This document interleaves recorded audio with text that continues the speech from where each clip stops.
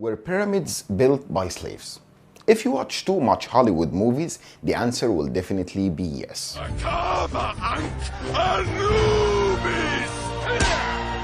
But is it true? Today's question: who built the pyramids? Were they slaves or not? And how do we know?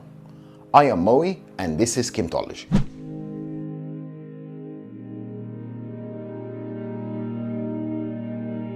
The first and most famous account of the Great Pyramid construction was the one written by Herodotus.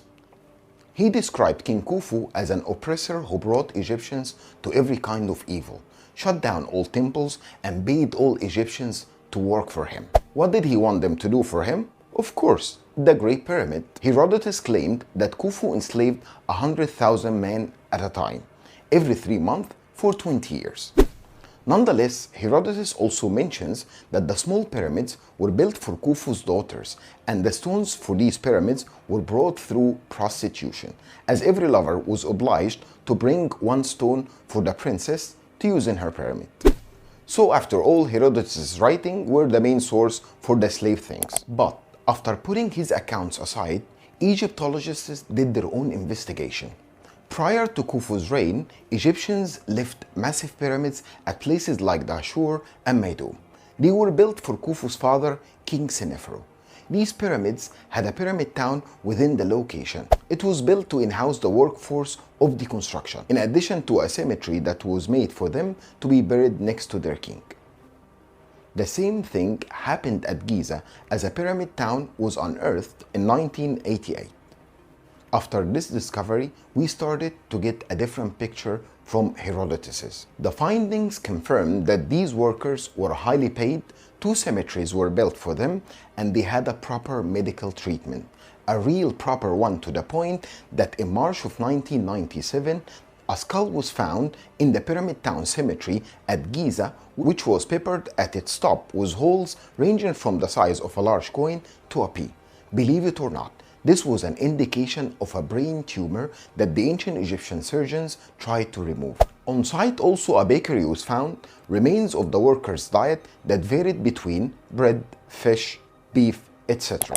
These finds also confirmed a pattern in Egyptian pyramids projects. This pattern lasted for nearly 2,000 years. It is now known for a fact that there was always a pyramid town for workers existed on site. Other workers' towns and villages could be found in places like Kahun, which was the village of the workers who built Illahum Pyramid of King Senusert II. Even the Valley of the Kings had its own workers' village, the famed Deir el-Medina. The time of Khufu was of a great economical prosperity, and his family was one of the strongest families to rule Egypt.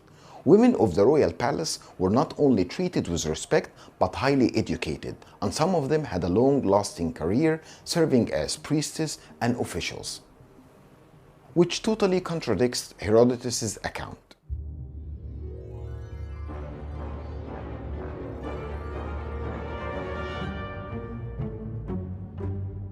It's funny when you think that one of the small pyramids at Giza is 30 meters high, with an estimate of 600,000 blocks. That means if a princess to have one intercourse a night, it will take her around 1,643 years to collect the blocks needed for her pyramid.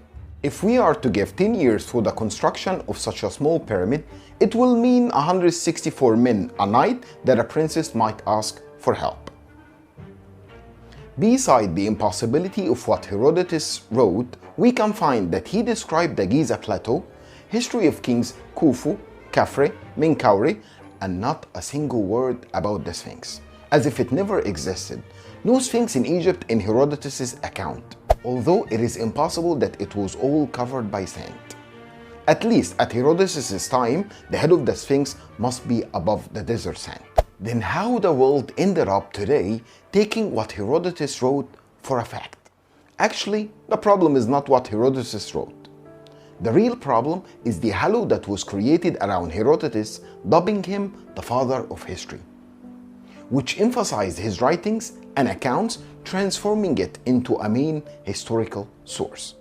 Nowadays, Herodotus can only be considered as a historical source of what people thought only at his time, which will definitely enrich our knowledge about human thinking patterns through history and nothing more. In the end, the Egyptian pyramids were the products of human genius and efforts made by Egyptian mastermind architects, executed by devoted workers who all managed to engineer the impossible.